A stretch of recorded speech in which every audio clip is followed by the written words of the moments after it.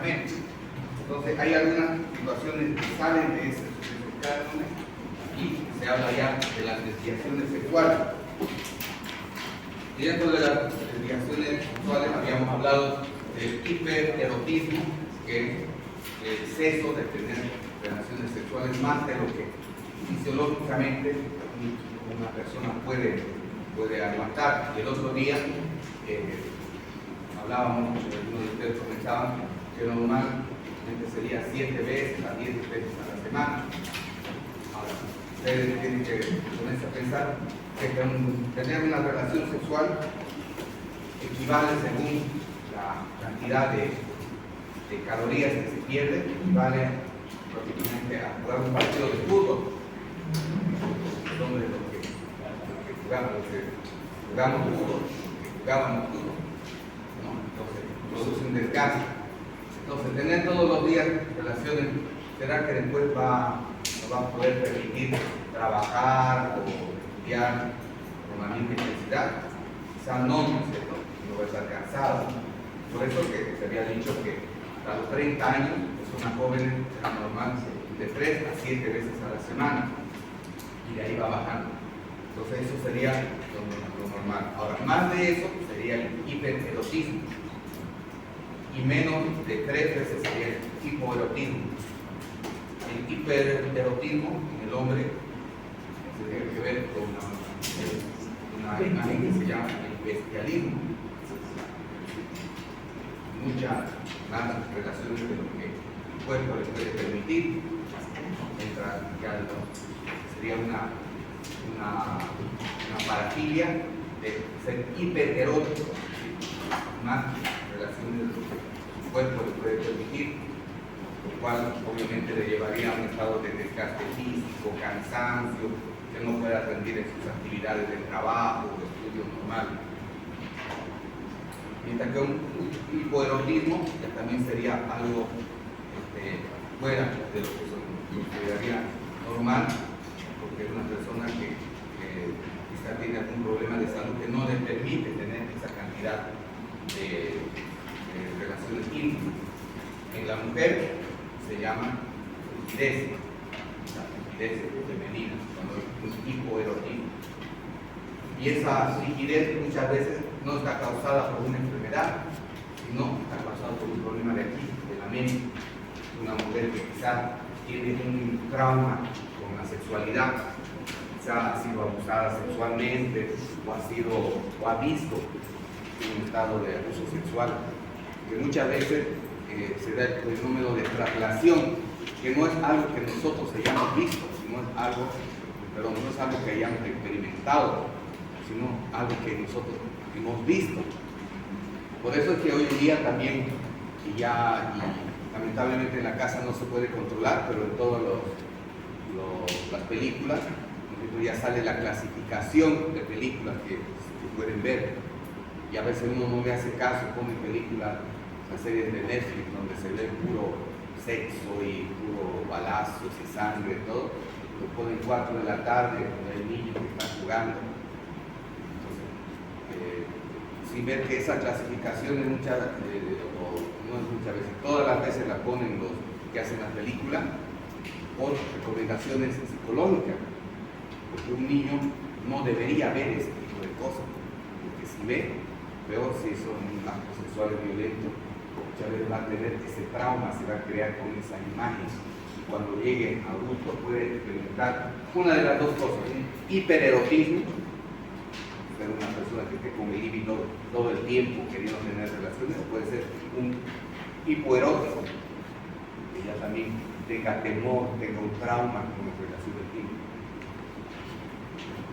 No necesariamente que él haya experimentado, sino porque cuando nosotros hablamos de personas traumadas o niños traumados, muchas veces dicen, que tenía mi abuelita o mi tío que todos los días le gusta poner Netflix y se pone a ver películas donde se ve sangre, donde se ve están entre hombres, entre mujeres, entonces eso tiene que ver con las alteraciones cuantitativas, que significa cantidad, y las cualitativas, ya habíamos visto las demás, que son el exhibicionismo, que es el acto de placer sexual. Y ojo, aquí voy a hacer el énfasis de que estas conductas se refieren a actos con los cuales el ser humano solamente se satisface de esa forma. Es decir, no puede llegar a una excitación, a una eyaculación entre el hombre y una mujer. ¿Cómo se sabe que una mujer ha llegado al clímax, al máximo punto de la excitación sexual? La vez pasada hablábamos de la meseta, todo eso. ¿Cómo se puede saber? El hombre se sabe cuando eyacula, ¿no es cierto? ¿Y la mujer cómo se puede saber? A ver, ¿alguien que recuerde?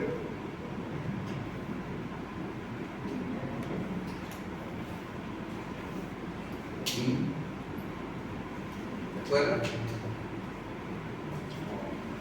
¿Tienen miedo a decir? Bueno, ¿cómo? Bien.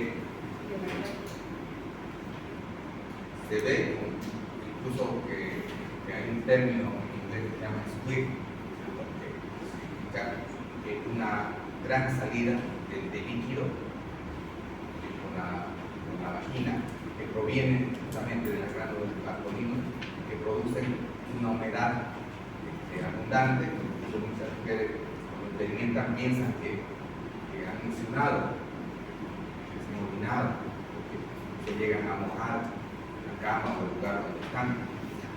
Pero de la mujer es más disimulado y es menos expresivo, porque la mujer tiene la meseta. Del hombre es subida, eyaculación y bajada. ¿No? De la mujer la subida es más lenta,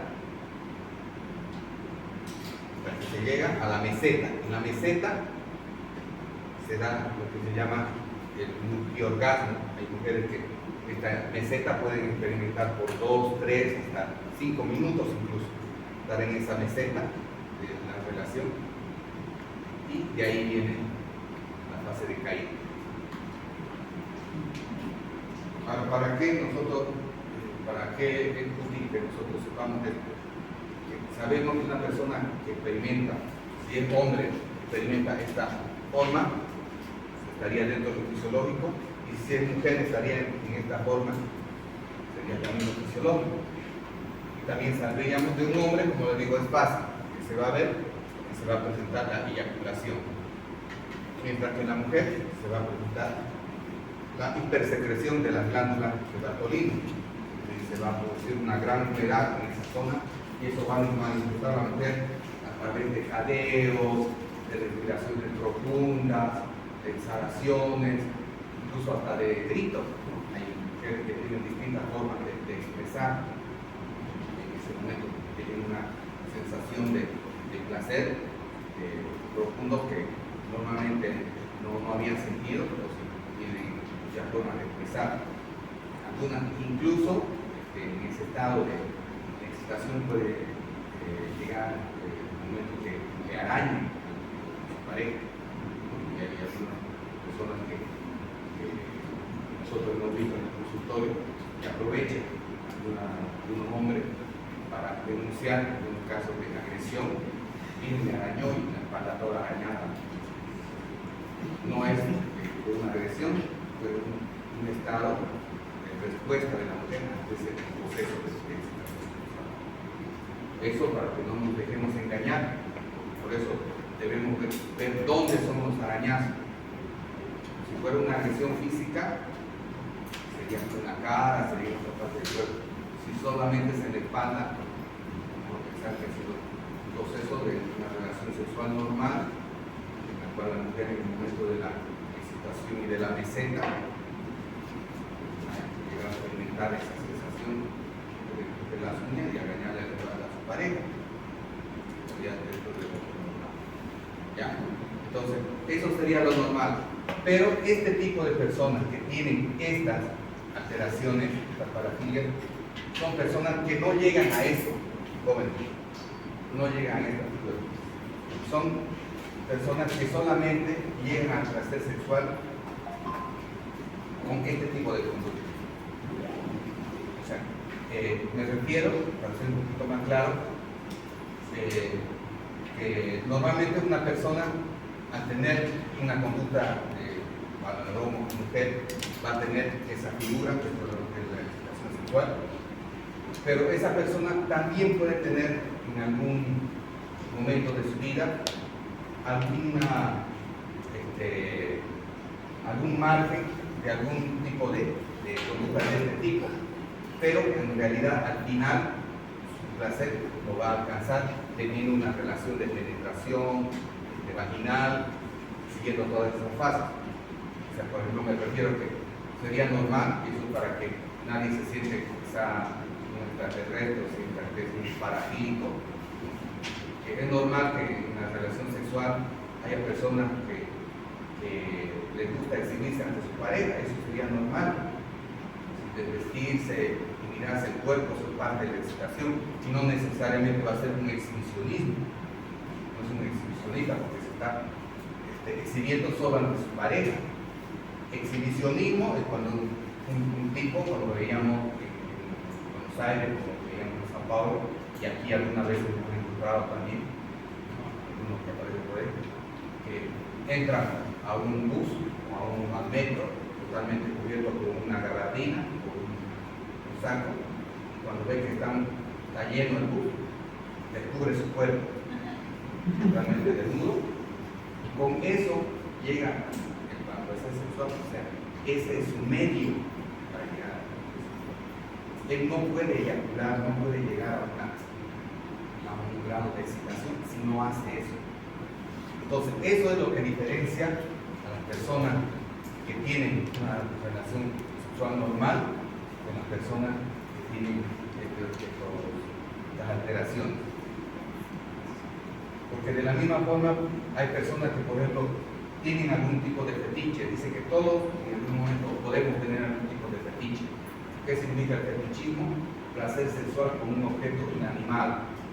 Es decir, muchos que tienen el fetichismo de la prenda íntima de una mujer, por decir los hombres.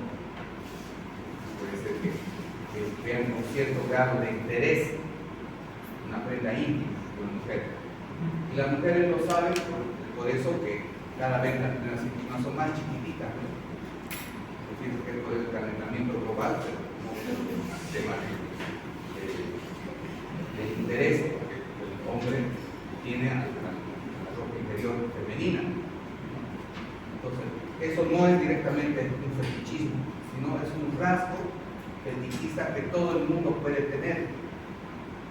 Ahora, el fetichista propiamente dicha es el tipo que no va a poder tener una relación sexual normal, no va a llegar a alcanzar el clima o la relación sexual con una mujer, pero sí lo va a alcanzar comprándose o robando ropa interior de sus vecinos, de sus parientes, y masturbándose, tocando el ropa interior de otra persona.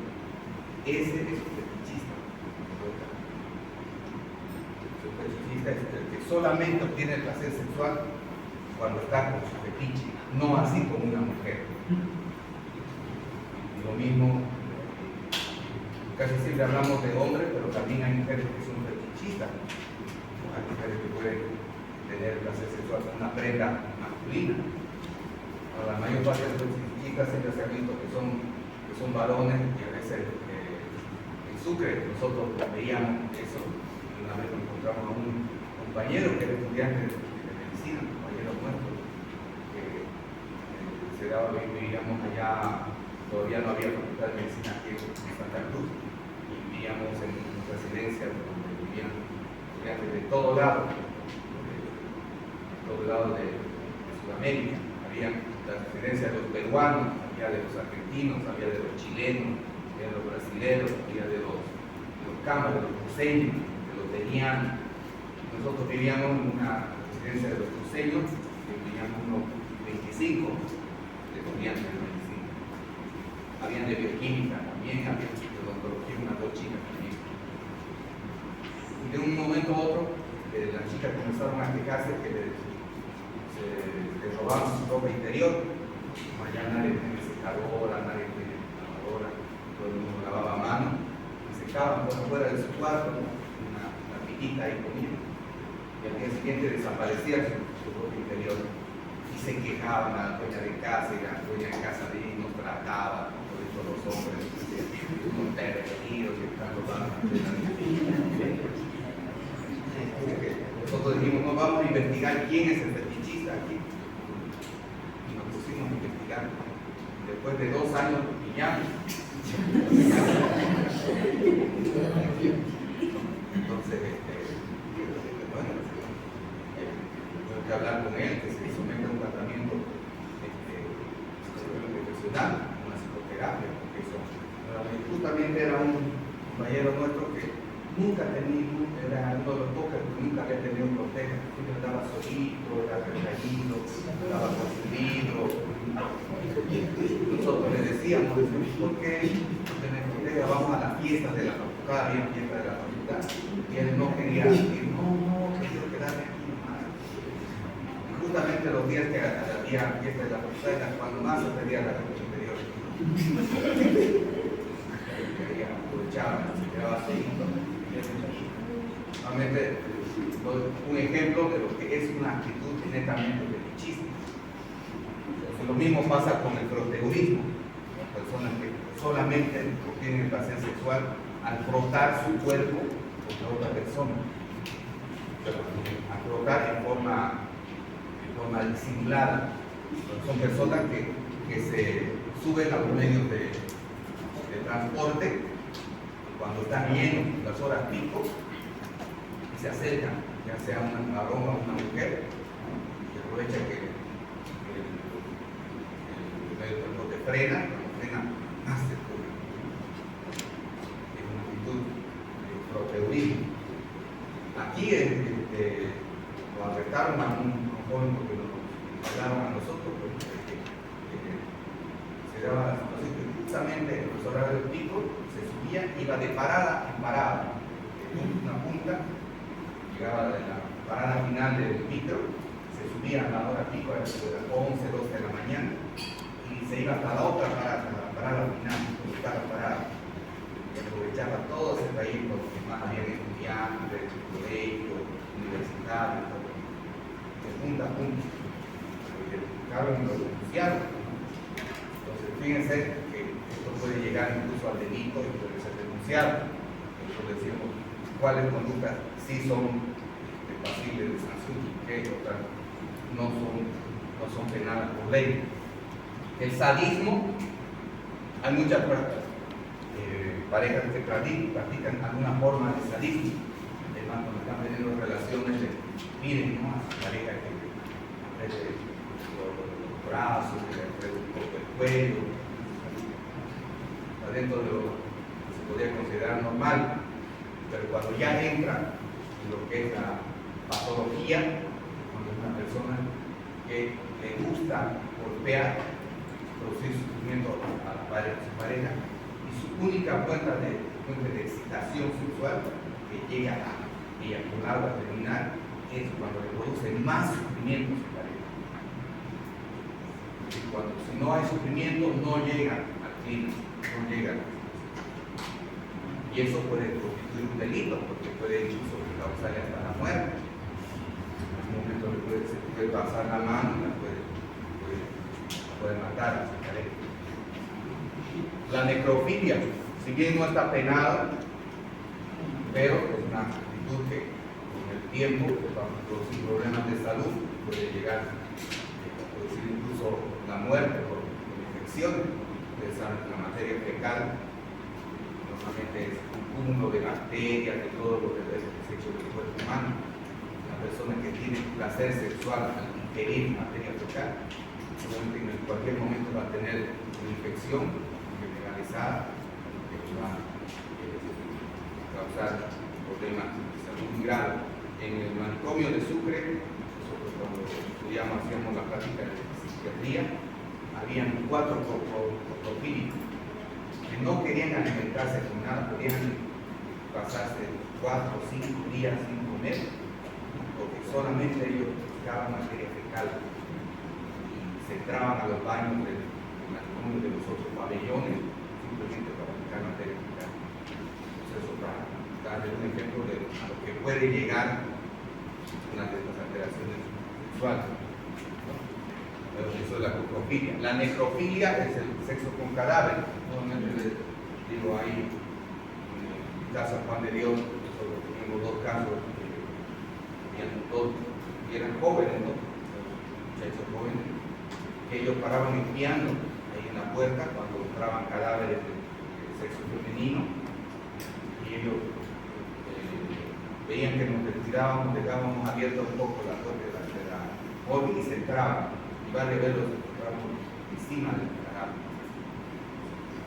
Tuvimos que hacer arrestar, que es una conducta que ya raya en el delito. Se está arrestando, se está profanando un cadáver. La sinestesia, que es la imaginación de tener, imaginar parejas teniendo relaciones sexuales. Eso sí, bien, no es un delito, porque eso está dentro de la mente del ser humano. No es una persona que no va a llegar a tener una vida normal, poder quizá formar una familia. ¿Por qué? Porque él no se excita, no llega a la excitación en una relación hombre o mujer, ¿no? Con su pareja, sino solamente con su imaginación. El voyeurismo igual se da en el caso de personas en residencias estudiantiles, hay personas que utilizan incluso medios cada vez más sofisticados para espiar. El voyeurismo es el placer sexual que se obtiene a la espera de personas del mismo sexo o del sexo opuesto desnudos. Voyeur significa mirar, porque es en francés. El placer sexual que se obtiene al mirar el cuerpo desnudo. Entonces, por eso que hay personas que pueden instalarse incluso cámaras cerca de residencias donde hay jovencitas, donde en casos vimos donde raramente se ve que la voyeurista era una dama que se instaló en un puesto de observación cerca de un cuartel donde había soldados, desde el baño de los soldados, donde todas las noches los soldados se echaban. Entonces ella tenía placer al mirar al cuerpo desnudo, nada. Esa también, cuando se da un caso ya exclusivo de voyeurismo, es decir, que no puede tener excitación sexual por otra vía, ya puede incluso ir al delito, porque puede llegar a violar la propiedad privada de otra persona para espiar, para ver las personas. Había esa serie de 1000 formas de morir, no sé si recuerdan. Hablaba de un caso de un voyeurista que había llegado a tal extremo que comenzó a perforar el baño se alquiló una habitación abajo del baño de una jovencita y comenzó a perforar con un lado un pequeño huequito y metía cámaras pequeñitas, el mismo tubo que se utiliza para hacer endoscopía, para espiar mientras ella se duchaba, y llegó al extremo de que había perforado tantos huecos que llegó un momento que se humedeció esa zona donde la mujer se duchaba y se dio, lo aplastó. Él murió de una de las 1000 formas de morir. Preguntando nosotros a nuestros colegas en Estados Unidos, dicen que en Estados Unidos hay muchos voyeuristas, incluso se pueden valer medios modernos para espiar personas. Por nada más, pues ahora hoy en día tanto llega el tema del voyeurismo que las páginas de OnlyFans son las que tienen más llegar que cualquier youtuber y ganan más que esas personas, porque ese afán de mirar a otras personas, ¿no? Y los voyeuristas se han multiplicado. Solamente necesitan un celular y tener una cuenta para poder ver a otra persona. La asfixiofilia. Hay una película de Robin Williams que habla sobre este caso de asfixiofilia. La asfixiofilia es el placer sexual que solamente se da al sentir que uno está en estado de asfixia, más pide a su pareja que le comprima el cuello. Yo no creía al principio cuando veíamos todo esto, porque nos llegó un caso de un joven profesional, ya era, que nos decía que él amaba a su pareja, él quería incluso casarse con ella, pero había decidido terminar con ella porque tenía miedo a matarla. Y cada que tengo relaciones con ella, ella me pide que me apriete cada vez más fuerte el cuello, cuando estamos en el momento de la relación. Entonces, yo la quiero mucho, pero tengo miedo que algún día se me pase la mano y pase algo. Estas son conductas que igual pueden llegar al delito, ¿no? Y el exhibicionismo. El parcialismo, como explicaba, tiene que ver con la parte de par, incapaz, que son las personas que solamente tienen excitación con una parte del cuerpo. Hay personas que tienen el placer solamente de tocar, besar, acariciar los pies de su pareja, o con otra parte del cuerpo, ¿no? Es más, muchas veces cuando vienen al consultorio dicen, no sé por qué yo para eyacular necesito tocar los pies de mi pareja. Mi pareja me toque con sus pies para llegar aquí, espacialismo. Otra persona con las manos, otra persona con las mamas, con el pecho de su pareja. De alguna forma, todos de alguna forma tenemos una especie de referencia con alguna parte del cuerpo de nuestra pareja, pero cuando solamente esa parte es el medio para llegar al placer sexual, ya estamos en lo que es el parcialismo puro, y que es una patología. Eso debe ser tratado. Ese es el parcialismo, porque incluso puede llegar a casos como mencionado también en la clase virtual, personas que pueden llegar a amputar la extremidad de otra persona. Cementerio, de profanar cementerio para tener esa parte del cuerpo de esa persona en su cuarto, dársela a su habitación. Por eso es que los cementerios hoy en día tienen guardias de seguridad, tienen vigilancia y todo, porque se ha visto que mucha gente, antes de entrar a los cementerios, profanaba los cementerios. Uno decía profanaban quizá buscando joyas, buscando una cosa. Los primeros siempre decían, es un estudiante de medicina. Penetrando para estudiar. Pero muchas veces solo desaparecían las manos, no solamente los pies. Esas parejas, por ejemplo, que se dan por esas páginas de OnlyFans, hay páginas de OnlyFans que solamente de personas que muestran solamente las manos, que ganan cualquier cantidad de dinero.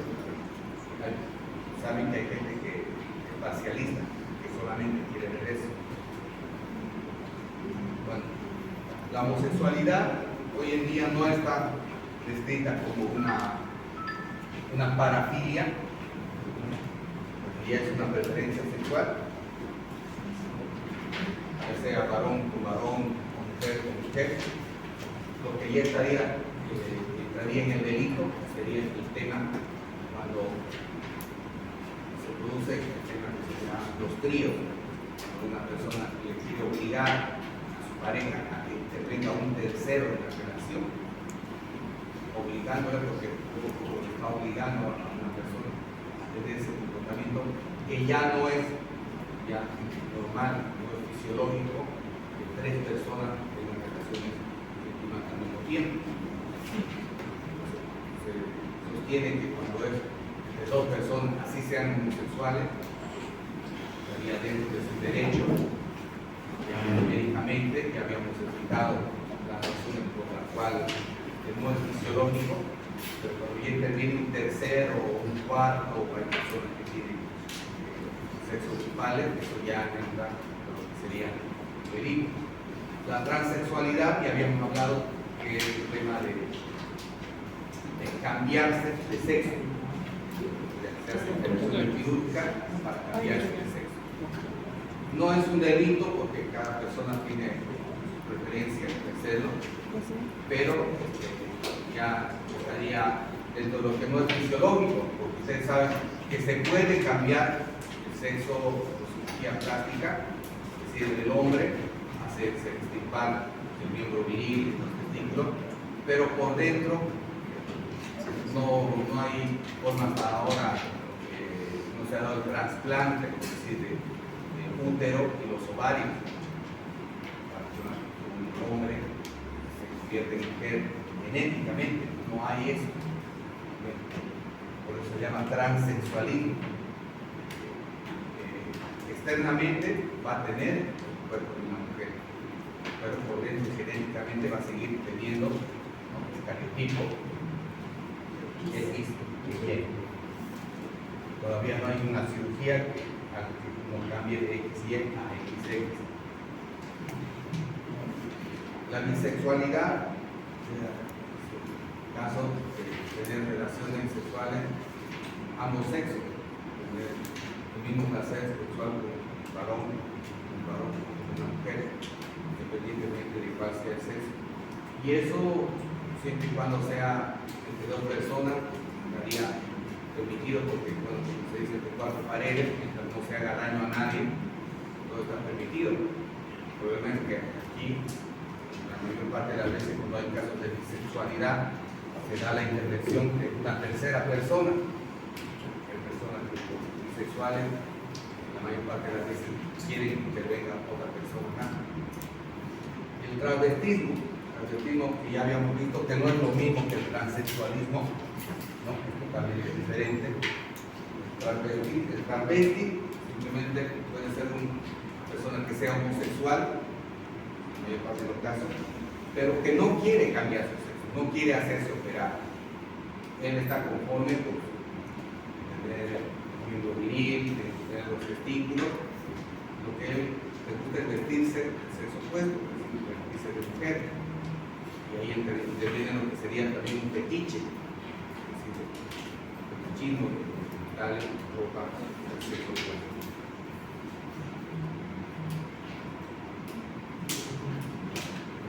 Todo esto ya lo hemos visto. Tomas de muestra.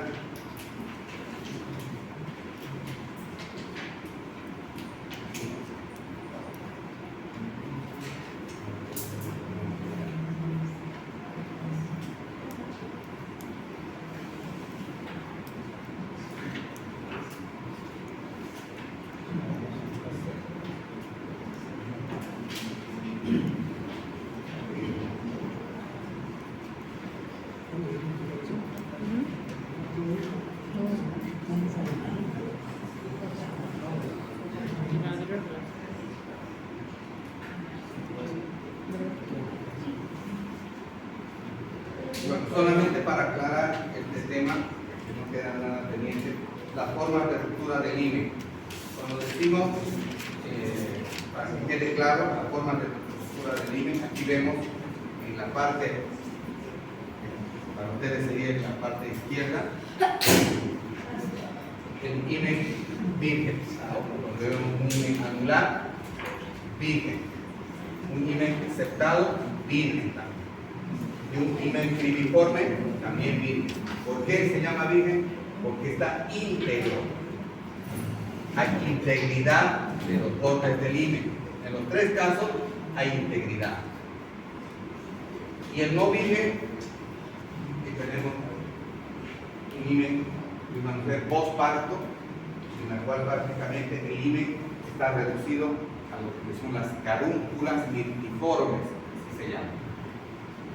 Carúnculas mirtiformes, que son vestigios del himen, son restos del himen. Y aquí vemos un himen que podría ser cualquiera de estos, pero si ya presenta signos de desgarro antiguo. y vemos desgarros al título, zona horaria. A ver, ¿quién puede decir? ¿A qué hora está este?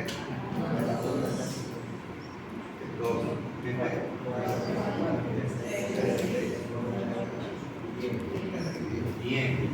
Entonces, ya saben la descripción, que sería un imen desgarrado.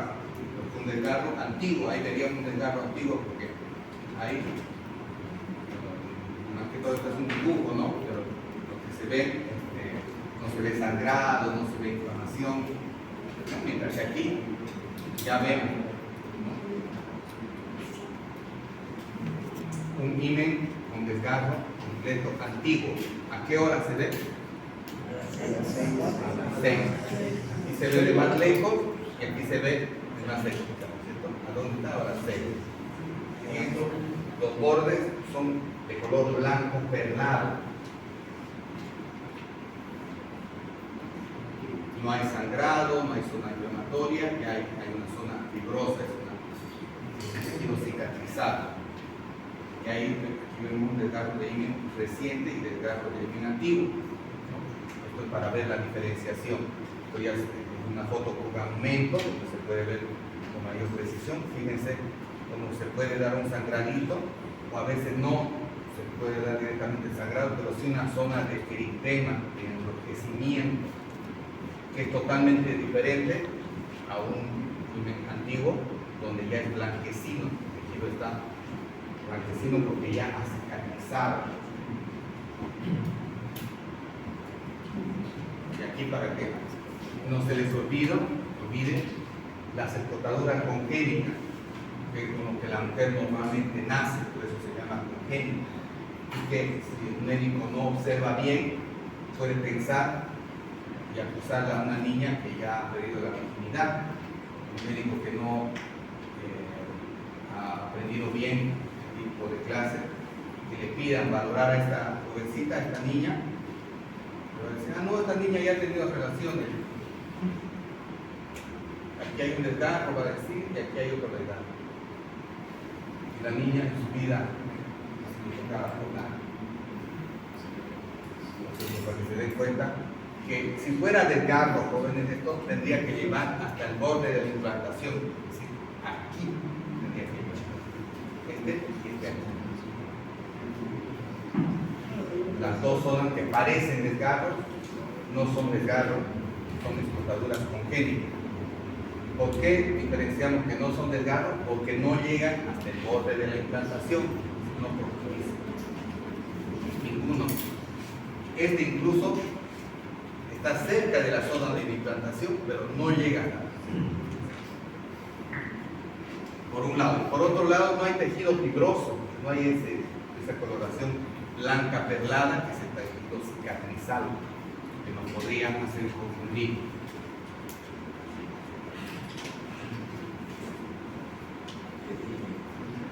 Una explicación clara es el imen, sino que es esa membrana elástica que va a cubrir una parte de la vagina, la parte exterior.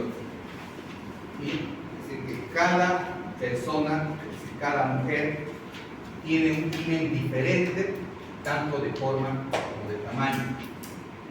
Por lo tanto, no van a haber dos personas en el mundo que tengan la misma, y aunque sean gemelas idénticas, que tengan el mismo tipo de imen, el mismo tipo de labios mayores y labios menores. Los genitales de una mujer tienen la misma diferenciación de los rostros. Un rostro nunca va a ser igual, puede llegar a ser parecido, digamos, en las gemelas idénticas, pero nunca va a ser igual. Y eso nos lleva a que cada caso que veamos, lo veamos con mucha atención para no equivocarnos en un diagnóstico, en una supuesta violación, en un supuesto abuso sexual. Finalmente, derribar este mito que el otro día hablaba, que ha quedado esto pendiente. ¿Cuáles son las causas de ruptura del imen que no impliquen relación sexual? Que no impliquen relación sexual. Normalmente el himen en una mujer se desgarra cuando la mujer ha tenido relaciones sexuales, su primera relación sexual. Pero ¿cuáles son las otras causas que le lleven a desgarrarse el himen sin que haya tenido relaciones sexuales? Prácticamente son puntuales las 3 causas que científicamente están comprobadas. Uno, la masturbación. Si bien sabemos que el sexo femenino y el sexo masculino, entre el 80 y el 100% de los hombres alguna vez han practicado la masturbación, es parte del conocimiento del cuerpo humano.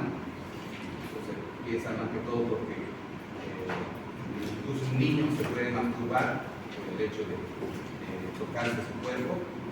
Inconscientemente él no sabe, pero se está masturbando porque sus órganos son externos. Mientras que la mujer, se ha comprobado que alrededor del 20 al 30% de las mujeres en algún momento han experimentado la masturbación, pero de la mujer va a ser diferente. El hombre solamente se da a través del frotamiento del órgano viril. En la mujer se va a dar a través de la introducción de algo por el orificio de la vagina, y en este caso por el himen. Y en ese intento de la masturbación se ha comprobado que muchas mujeres pueden llegar a desgarrar o entrar lineal, producir esa ruptura del himen. Entonces, una causa poco frecuente de las rupturas del himen sería la masturbación. Una niña que no haya sido guiada, no haya sido aconsejada por su madre, por sus familiares, que en el momento de tener placer sexual o bañándose, duchándose, siente algún placer al tocarse sus genitales y accidentalmente introduce un dedo o 2 dedos, puede llegar a lesionar el himen, puede desgarrar. Es poco frecuente, pero se puede dar. El uso de tampones. Aquí en Bolivia muy pocas mujeres usan tampones, pero en el exterior es el uso masivo. Ustedes ahí dicen que es mucho más fácil cargar la cajita de tampones, que es decir, pequeñita, ¿no? En un bolsillo que pueden llevar, que estar llevando el paquete de toallas íntimas. Por la practicidad hay muchas mujeres que pueden usar los tampones, pero muchas veces no les enseñan la manera de colocar. En el momento de colocar de forma brusca pueden introducirlo al canal vaginal y producir el desgarro en el himen. Es otra forma que se puede desgarrar. Y finalmente, lo que habíamos dicho, cualquier traumatismo que implique caídas a horcajadas. Horcajadas significa con las piernas abiertas, con las piernas separadas, sobre objetos que tengan forma fálica. Un objeto que tenga una forma fálica, una forma alargada, que se pueda introducir accidentalmente en la vagina. Por eso es que aquí derribamos ese mito, que decimos que es muy poco frecuente y en muchos casos poco creíble que una mujer pierda la virginidad, como que dijimos anteriormente, al montar un caballo, al montar una bicicleta, al estar en el sube y baja. Es poco frecuente y poco creíble, aunque en la medicina nunca 1 más 1 es 2. Es posible, no estamos diciendo, jóvenes, que es imposible que una mujer al montar a caballo no quiera la virginidad. Puede, pero la posibilidad es mínima. Es más posible creer que haya podido perder la virginidad con estas otras 2 formas, que estar montando a caballo, estar manejando bicicleta. Entonces, si bien no podemos asegurar o desvirtuar ninguna de las posibilidades, pero las posibilidades disminuyen cuando hablamos de esto. ¿Está claro, jóvenes? Sí, quisiera que las personas que la que pasada dijeron que esta era una posibilidad. En este momento digan si están de acuerdo con lo que estamos diciendo o si tienen alguna experiencia de alguien que haya tenido este tipo de situaciones, para que también lo digan, para que compartamos, para que sea una conversación en la cual todos aprendamos. Porque, ojo, cuando decimos nosotros de que la posibilidad de que se produzca un desgarro por un golpe, por un traumatismo, es decir, a montar a caballo, al manejar bicicleta, de una situación del IME, es porque, como estamos viendo en la imagen, el IME está adentro. Esta no es una imagen bidimensional, esta es una imagen bidimensional, pero si lo ponemos en 3 dimensiones, vamos a ver que los labios menores y mayores están aquí y el IME está más adentro. Entonces, antes que producirse el desgarro en el IME, tendría que producirse el desgarro o las lesiones en los labios mayores y menores. Hemos visto varios casos. La vez pasada llegó una niña que su madre decía que la habían abusado sexualmente. Ella sí, justamente en un sub-y-baja, se accidentó jugando con otro niño. El otro niño, como se le juego torpe, ¿no? Estando al mismo tiempo, saltó de su sub-y-baja y la dejó a ella solita. Entonces, un golpe fuerte y lesionó. Y lo que vimos ahí era el himen íntegro. Siempre hacemos este dibujito, ¿no? El clítoris, y va a estar el ano, va a estar el orificio de la uretra, y los labios, un labio estaba totalmente edematizado, había un hematoma gigante, así de grande era el labio, y el otro ya había reventado por el golpe, tenía una herida confusa aquí y sangraba profusamente. La madre pensaba que se había desgarrado el IME y decía, se fue al parque y ahí estaba jugando con un niño y ese niño seguramente le hizo algo, le metió algo, y lo trajeron también al niño. Le preguntaba, el niño lloraba, decía que no, yo no hice nada. Cuando observamos, felizmente IME estaba íntegro, no había nada. Y este sí era grande este hematoma, tuvimos que intervenir quirúrgicamente, hacer un cortecito, un drenaje, ¿no? Para que salga la sangre, y aquí hicimos una sutura, todo quedó bien, sin ningún problema. Y el IME nunca fue dañado. Este es un ejemplo de lo que normalmente más se esperaría que en una caída de ese tipo se dañe los labios, o sea, los genitales externos y no lo que ya es los genitales internos.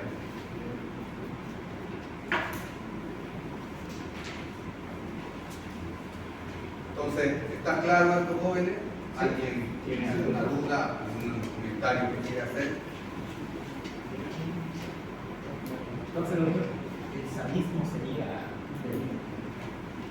Sí, porque el sadismo conlleva a producción de lesiones, adicionar lesiones parejas.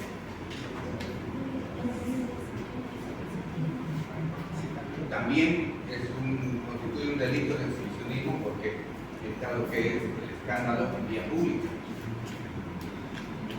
Eso está penado por ley. Uno dentro de su casa puede desnudarse, puede hacer lo que quiera, pero ya se muestran terceras personas afuera, peor si eran niños, incluso entra lo que es la perversión de menores, otro delito. Y por ejemplo, la OnlyFans se considera exhibicionismo. No, porque el tema de OnlyFans, por ejemplo, es algo que para acceder uno tiene que entrar y pagar. No es abierto. Sería delito si uno lo hace en una red abierta, es decir, YouTube, TikTok, donde es abierto, no tiene restricción. El OnlyFans tiene la restricción de que solamente puede acceder el que paga. El masoquismo. Ay, sí, se me olvidó poner muy bien ese punto. El masoquismo. Normalmente van combinados el sadomasoquismo. Y es lo que nuevamente hacemos un comentario de esa película 50 sombras de Grey, que ve todo tipo de esa conducta, donde hay sadomasoquismo. Muchas veces el masoquismo es la conducta en que solamente se obtiene placer sexual a través del sufrimiento. ¿Sí? ¿Okay? Ya sea el masoquista, ya sea hombre o mujer, solamente obtiene placer sexual cuando su pareja le somete a sufrimiento. Es por eso que normalmente el masoquista le pide a su pareja, dice, pegame, golpeame, azotame, le pide que le infiera algún tipo de sufrimiento, si no, no obtiene placer sexual. Eso no es delito. Y puede llegar a delito, ese es el tema, que puede llegar a delito porque sí o sí va a llegar un momento en que se produzcan lesiones, porque lamentablemente todos estos tipos de conductas jóvenes, como son parafilias, es algo que está en el cerebro, con el tiempo va increciendo, como dicen los italianos, va creciendo como una bola de nieve. Entonces, al principio solamente le pide que solamente le apriete las manos, después le dice que ya le apriete el cuello, después le dice que le pegue, después le dice que con la mano, después le dice que le pegue con un cinturón, después le dice que agarre una cadena, va creciendo. ¿Quién sería el culpable? ¿Cree que se hagan esto o que hace esto? El tema que el Código de Procedimiento Penal dice que el que causara la lesión, obviamente, el que cause el daño, por más que él diga no, pero si ella me pidió que le golpee, al final, como dice la ley, que el que causara, obviamente lo van a penar, no hubo un daño.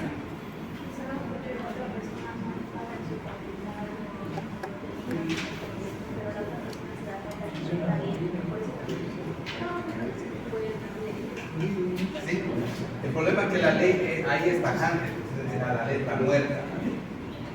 Por eso les decía, como en este caso de la asfixiofilia, de ese joven que venía a nosotros y nos decía, yo quiero terminar con mi pareja, yo la quiero, todo, pero quiero terminar, pero tengo miedo de que después me denuncien, por último tengo miedo de matarla o que quede para plénica. Nos costó que en una ocasión ella tanto le pedía que le apriete el cuello, que llegó un momento en que ella perdió el conocimiento, que quedó con los ojos así blancos y se asustó, tuvo que echarle agua, porque no reaccionaba. Entonces la próxima vez yo la voy a matar y me van a meter a la cárcel. Y además que yo la quiera, tengo que dejarla. Porque eso dice la ley, dice que el que causare, no hay esta excepción, no dice que causare, pero si le pidiere a su pareja, hay una excepción, no dice eso la ley, está muerta.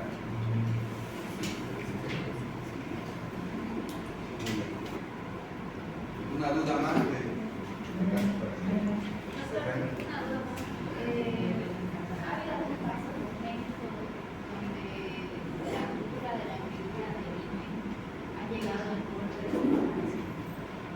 No, muy bien esa pregunta. En la bibliografía médica hay casos que dice, pero que no se los saben, incluso ni fotografías hay de niñas que han nacido sin himen, ¿no? Pero son descripciones de casos raros que no han sido comprobados. Alguien, o sea, un médico ha visto, lo ha mencionado, pero no hay evidencia. Entonces, para la medicina, si no hay evidencia, no se ha hecho. O sea, es un colega que no miró bien, no lo observó bien, o lo que vio era un himen en cebolla. himen de cebolla, les decía que es un himen muy delgadito, una tela de cebolla, poco visible, pero necesita una buena fuente de iluminación, una lámpara de cuello de ganso que permita ver todo el color. Pero no se ha visto así. Okay. ¿Alguna duda más?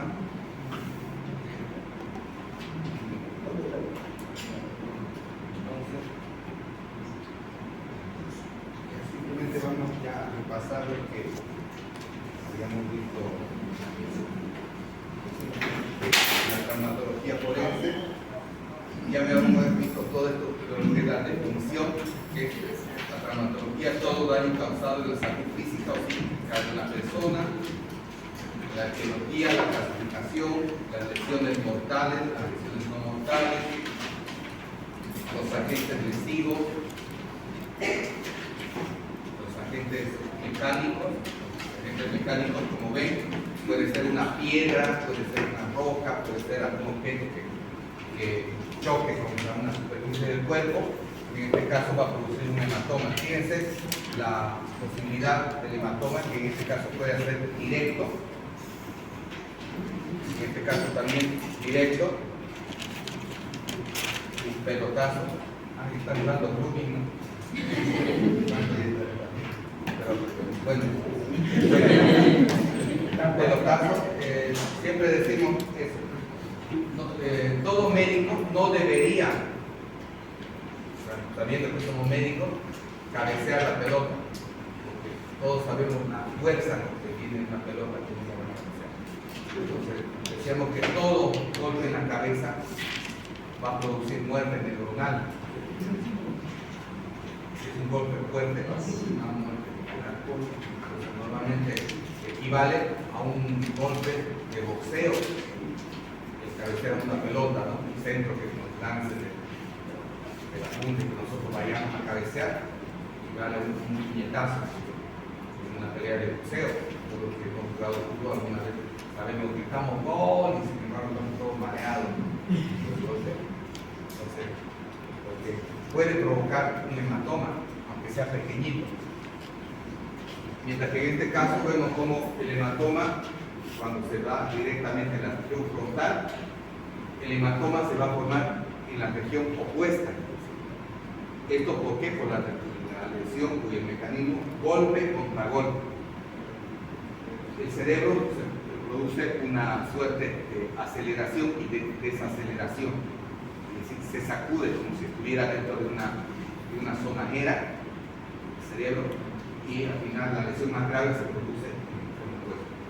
Y muchos médicos, que algunas veces no entienden este mecanismo, cuando una persona llega inconsciente o va a recibir un golpe, le sacan la tomografía y lo primero que observan es esto.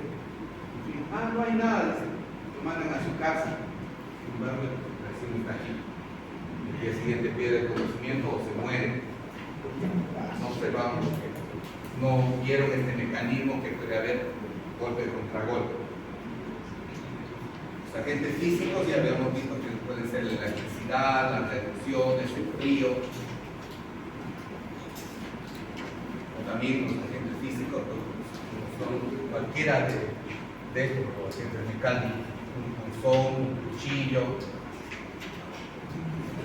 Más adelante vamos a ver las heridas confusas, los agentes químicos, es una clasificación que hacen los argentinos sobre la traumatología forense, que ellos hablan de los agentes químicos, los agentes eléctricos, los agentes térmicos, el agua caliente, cualquier elemento caliente, y los elementos mecánicos. En toxicología se entiende tóxico cualquier sustancia natural o sintética que puesta en contacto con el organismo es capaz de originar una grave alteración del equilibrio, produciéndole, incluso provocándole la muerte. Se entiende por tóxico. Y ayer habíamos hablado de la toxicología, habíamos hablado de los agentes biológicos, cómo hay muchas guerras biológicas que se pueden dar, hablábamos del COVID, que para muchos médicos ahorita la opinión médica está dividida. Hay médicos que creemos que el COVID ha sido un arma biológica, ha sido fabricada por los chinos, y yo lo digo directamente con las evidencias que yo he podido compartir con muchos colegas alrededor del mundo. Hemos podido comunicarnos con un grupo, hay un grupo de médicos que pensamos igual, porque hay evidencias tajantes del gobierno chino. En realidad, en febrero de 2019 ya ellos lo tenían listo el virus, ya habían fabricado, ya lo habían diseñado, sabían cómo podía actuar. Ya aproximadamente entre mayo y junio comenzaron a preparar a un grupo de estudiantes jóvenes para viajar a Europa y Estados Unidos para que produzcan contacto. Ahora, el problema más grave fue que ellos mismos se hicieron daño porque el gran foco salió de Wuhan y produjo millones de muertes, mucho más de lo que ellos comunican. Ustedes saben que estos gobiernos totalitarios, lamentablemente, ellos muestran la información que ellos quieren que nosotros veamos. Por ejemplo, esta mentira del censo que se dio hace poco, que nos han salido con el chiste de que en Santa Cruz somos 3 millones de habitantes, cuando todos sabemos que somos más de 4 millones. Ellos se fabrican, tergiversan las estadísticas, cambian los números. Por eso, que según la Organización Mundial de la Salud, que ojo, la Organización Mundial de la Salud está dirigida por un comunista, un tipo que ni siquiera es médico, Tedros, ¿cómo se llama? Está dirigido a la Organización Mundial de la Salud, que ni siquiera es médico, pero él simplemente dice lo que le dice el gobierno chino, porque ahorita el principal financiador de la Organización Mundial de la Salud es China. Estados Unidos se retiró, Estados Unidos ya no forma parte de la Organización Mundial de la Salud debido precisamente a este tipo de manejos oscuros que ha tenido. Entonces nosotros hemos visto cómo, según la Organización Mundial de la Salud, en China han muerto 5.000 personas, justamente, imagínense, menos que Bolivia. En Bolivia han muerto casi 25.000 personas, con una población de 13 millones de habitantes, que legalmente son. Mientras que en China, que tienen 1.450 millones de habitantes, apenas han muerto 5.000. Quieren hacer tragar ese cuento. Cuando en realidad, estadísticas independientes piensan que han muerto más de 100 millones de personas en China, pero ellos han escondido sus muertos, escondido sus datos. ¿Por qué? Porque ellos crearon esa arma biológica.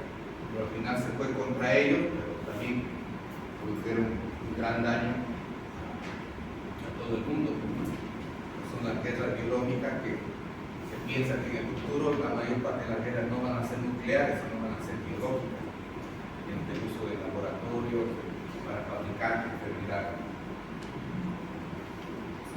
Habíamos hablado también de los medios psicológicos.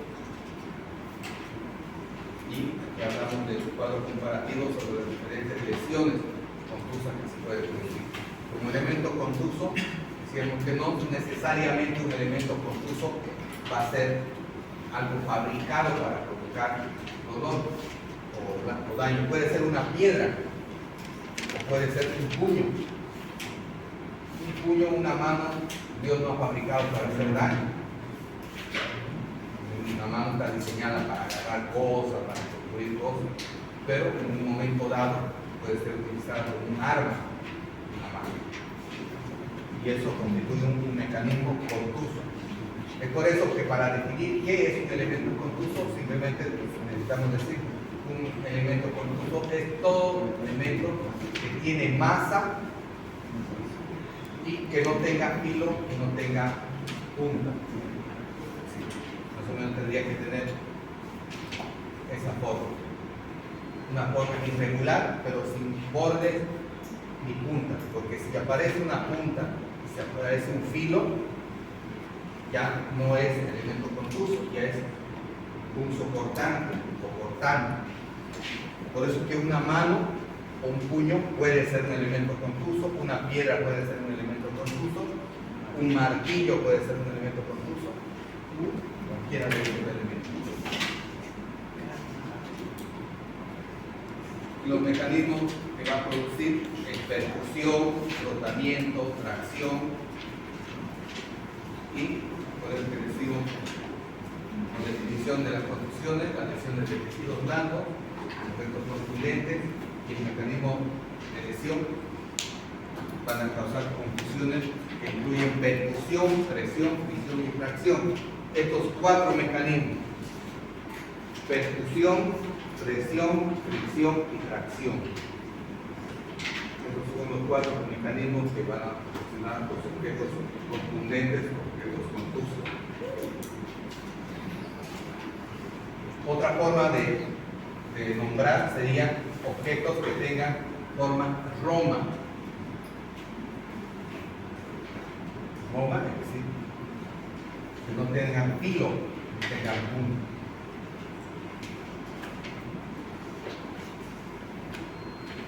Y esto es lo que van a ocasionar estos elementos.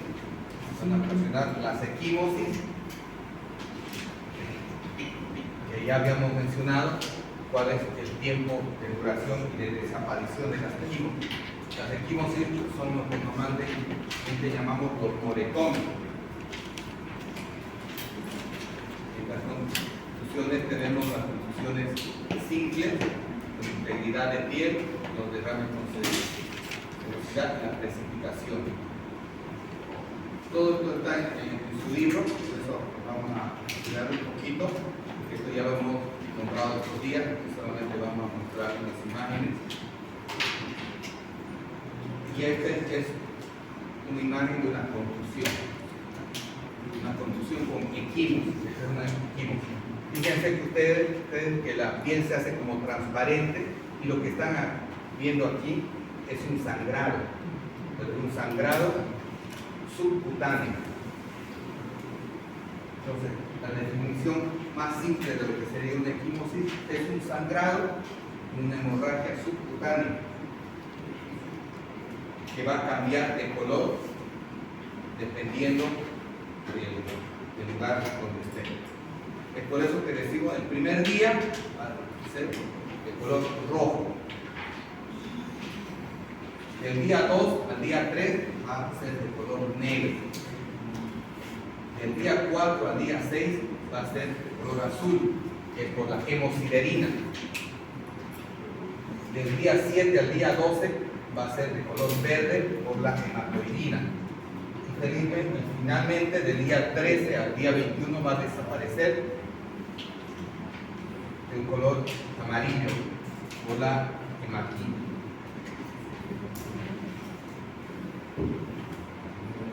Y ahí ven, una equimosis.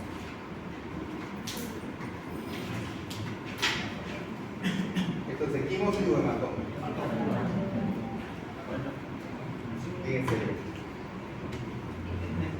Yo sé que es en algunos casos confuso decir lo que es una equimosis, incluso mirándolo. Por eso, para distinguir en este caso una equimosis extensa, es necesario palpar. ¿Cómo se puede saber palpando si es equimosis o hematoma? Se pone la mano o el dedo en una parte y se percute en la otra parte. Si se siente la vibración de acá a acá, significa que es un hematoma, significa que aquí hay sangre colectada. Entonces este sería un hematoma, ¿no? Pero si percutimos aquí y aquí no sentimos nada, es una equimosis simple. Aquí aparte vemos una herida contusa, ¿no? Para aprovechar la imagen, una herida contusa, y aquí vemos una hemorragia subconjuntival. Vemos 3 lesiones aquí. Entonces, viendo simplemente este cuadro, podemos decir este cuadro que se describe un golpe de puño, un puñetazo bien dado. Pero hemos tenido casos en los cuales nos han llegado personas con este tipo de lesiones, donde la persona agredida ni mintió diciendo que el agresor le había cortado la cara con un cuchillo, aprovechándose de esta lesión. Claro, seguramente su abogado le dijo, vamos a poner como intento de homicidio, vamos a poner la denuncia por intento de homicidio, diciendo que utilizó un cuchillo y con ese cuchillo te cortó la ceja. Y quiso utilizar a los médicos, a nosotros los médicos, para que nosotros digamos que esta era una lesión producida por un cuchillo. Pero como nosotros no nos dejamos engañar, nosotros sabemos qué hay aquí, qué hay debajo de esta piel. ¿Es un tejido duro o un tejido blando? Duro, es el hueso de la órbita, ¿cierto? Entonces aquí se da un mecanismo de lesión de adentro hacia afuera. En realidad entonces el corte se da por el hueso que está aquí subyacente, que hace que por la fuerza del golpe la piel quede comprimida entre las dos fuerzas, entre dos elementos.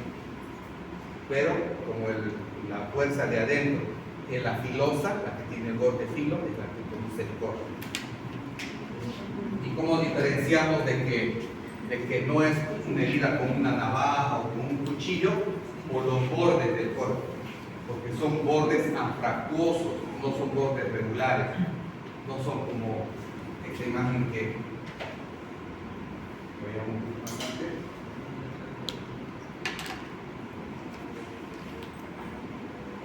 Esta imagen. Esta herida sería una herida cortante, con bordes finos, mientras que esta herida sería una herida contusa. Fíjense que al final las dos van a ser heridas, pero esta va a ser una herida con bordes irregulares, anfractuosos, mientras que esta va a ser una herida limpia. Es por eso que el Señor no nos va a engañar, no nos va a decir que han utilizado una navaja, cuando en realidad vemos que es una herida contusa por un golpe. Y claro, él va a querer decir, seguramente enseñado por su abogado, de que utilizaron un cuchillo para que le demos más días de impedimento, por un lado, y por otro lado, para decir que al haber utilizado un arma punzocortante le ha querido causar la muerte, ya quiere poner la denuncia por tentativa de homicidio.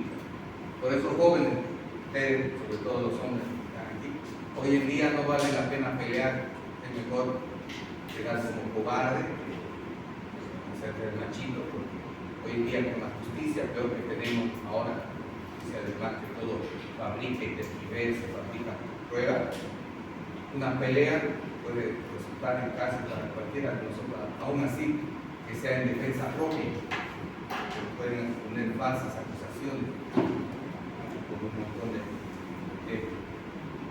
por eso es que antes decíamos, no, hay que defenderse, no hay que permitir que humillen, si insultan, hay que darles su merecido, pero hoy en día no, mejor dejar así, dar la espalda, no sabemos contra quién estamos luchando, una persona tramposa que va a tener un abogado que va a fabricar pruebas de nuestra vida. Aquí vemos la evolución, mire, de la equimosis, como el primer día rojo, después negro, va a tener todas las fases. Fíjense, en la primera, en la última imagen, cómo ha cambiado de color y al final aparece color amarillo tenue para desaparecer al día 21. Por eso que decíamos antes, cuando éramos niños, seguimos molestando, te voy a poner el ojo verde. Entonces, verde, ya después ya se está perdiendo, ¿no? 12. Aquí tenemos otra imagen, que es una equimosis. Fíjense que esta equimosis es una equimosis por una patada, por un golpe de pie. Que muchas veces puede quedar marcada la imagen del pie, pero cuando es una gran masa que ha producido el golpe, produce una imagen difusa, amplia en el lugar donde está producido. Mientras que en otros casos va a producir lo que llamábamos las marcas de flagelación.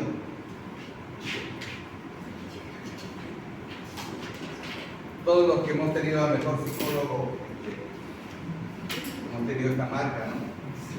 El mejor psicólogo del cinturón.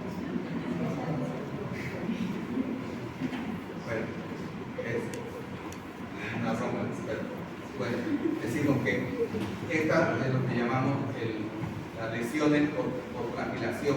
¿Por qué? Porque queda marcada, fíjense, las marcas del cinturón. Y a simple vista podemos ver que hay la impronta de la persona que ha sido castigada o ha sido lesionada por un elemento contuso, que en este caso es un cinturón.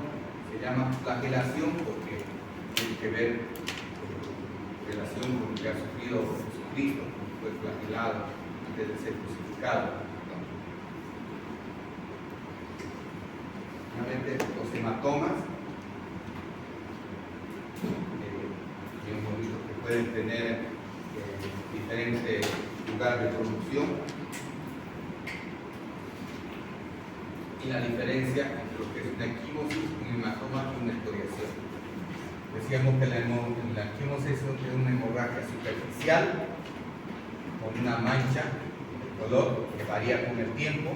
El hematoma ya es una hemorragia interna que se produce por una acumulación por ruptura de vasos sanguíneos, y la escoriación, que normalmente se da por las uñas, que es un desprendimiento de la piel causada por las uñas o cualquier objeto deslizante. La escoriación puede ser causada también por una fricción contra el piso, una persona que se cae. Por eso tenemos entre los tipos de hematomas, el hematoma subcutáneo, el intramuscular y el perióstico. El perióstico es el más profundo, el que está en contacto con el hueso. Aquí vemos una imagen de un hematoma en la piel. Ustedes dirán, es muy parecido a lo que habíamos visto anteriormente en la pierna. Pero ¿cómo vamos a diferenciar? Haciendo la percusión. Y ver si existe la vibración. Y aquí vemos imágenes de los tres tipos de hematomas: el subcutáneo, el tipo debajo de la piel, el intramuscular, está ya en el músculo, y el subperióstico, que está en el hueso, que incluso para drenarlo hay que hacer una incisión para llegar hasta el hueso, porque normalmente los subperiósticos son más complicados, pueden llegar a producir una osteomielitis, una infección en el hueso, incluso puede llegar a una amputación si no lo trata bien. Finalmente vamos a ver este tema de la sugilación. Habíamos visto que las sugilaciones normalmente se conocen por chupetón, ¿no? O chupón, se van en algunos delitos sexuales, que a veces lo viene acompañado por marcas de dientes. En los ancianos se puede dar a veces por fragilidad capilar, lesiones parecidas a las sugilaciones, pero que no son sugilaciones. En un anciano un simple golpe se le puede marcar la piel, hacer parecer que fuera una equimosis o una sugilación. Y aquí vemos diferentes sugilaciones en diferentes partes del cuerpo, del cuello.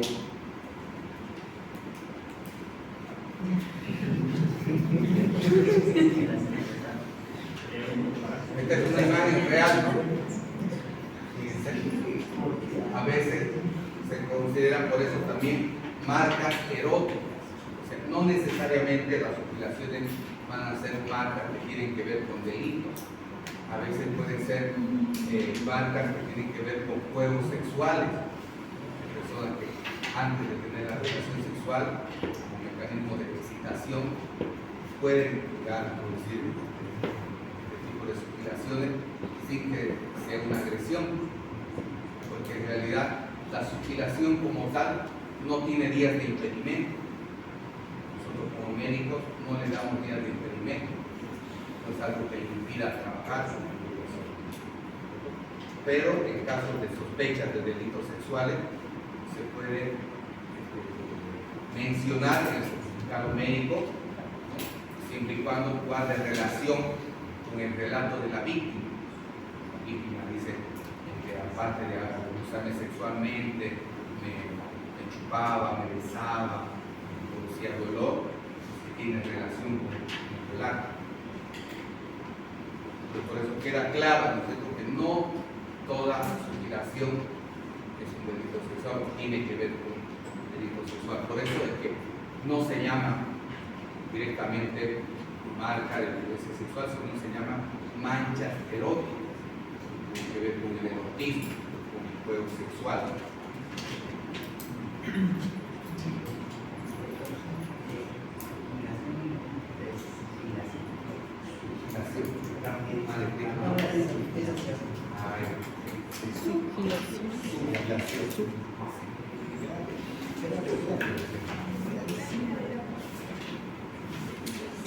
La importancia de las mutilaciones tiene que ver con el hecho de que son lesiones antemortem, es decir, que son lesiones vitales, y en el cadáver no se producen mutilaciones. Se puede establecer la edad de la lesión porque más o menos tarda el mismo tiempo en desaparecer, el mismo tiempo que una equimosis, y reproduce con frecuencia la forma del objeto, en este caso sería la boca. Y antes, jóvenes, cuando no había este tema del ADN, en muchos casos, haciendo un estudio, sacando un molde del lugar de la mutilación, se ha podido dar con los agresores. Hay un caso antiguo de una mujer que fue abusada sexualmente, que fue asesinada, y agarraron a un señor, lo acusaron y lo sentenciaron a la pena de muerte. Ustedes saben que en Estados Unidos hay varios estados que todavía lleva la pena de muerte. Entonces, pero la pena de muerte en Estados Unidos, si lo sentencian, ya hay el corredor de la muerte, que es un tiempo de espera, en el cual la persona que ha sido sentenciada puede apelar a distintas etapas de la justicia americana para ir dilatando, para pedir el perdón judicial. En el último de los casos, el presidente de los Estados Unidos puede conceder el perdón, puede evitar que muera esa persona, cambiándole o mutándole por la cadena perpetua. En este caso fue un señor que lo acusaron falsamente porque lo encontraron cerca del lugar del hecho, y era una persona que consumía drogas. Justamente cuando lo arrestaron, no estaba en sus cabales, no se acordaba de su nombre, entonces lo acusaron falsamente y le dieron la pena de muerte. Los abogados apelaron varias veces y gracias a eso con el corredor de la muerte durante más de 10 años, hasta que ese caso volvió a ser investigado y llegó a manos de unos expertos forenses de Estados Unidos que, valiéndose de un perito odontólogo, hicieron un estudio de la fotografía de la víctima, donde tenía una mutilación en el pecho, en la mama. Y muchas veces las mutilaciones vienen marcadas por la presencia de dientes. Tenía aquí un diente y tiene un diente partido. Entonces, el odontólogo dijo que este es un señor que hizo que los dos incisivos que tiene adelante, uno lo tiene completo y el otro incompleto. Entonces, lo volvieron a revisar al señor que estaba en el corredor de la muerte y vieron que si bien este tenía falta de piezas dentales, las dos de adelante las tenía completas. Entonces ahí entró el mecanismo de la duda, pero no, posiblemente no es él, porque el que hizo esta mordedura es uno que le falta medio diente. Entonces hicieron una placa, tal, una mecanismo que utilizan los odontólogos, ¿cierto?, para sacar la mordedura. y se pusieron a comparar en los archivos fotográficos que ellos guardan. Toda persona que es detenida en Estados Unidos le toma muestra de todo, muestra de sangre, muestra de la cara dental, y comenzaron a hacer la comparación entre los distintos estados de la Unión Americana. Ustedes saben que Estados Unidos tiene 50 estados, Panamá creo que va a ser el 51. Bueno, entonces hicieron comparación de las distintas policías, pidieron colaboración de los distintos estados de la policía, y vieron que en uno de los estados había una placa dental que coincidía perfectamente con este crimen. Justamente era de un señor de raza negra, ¿no? Un afroamericano que le faltaba medio diente.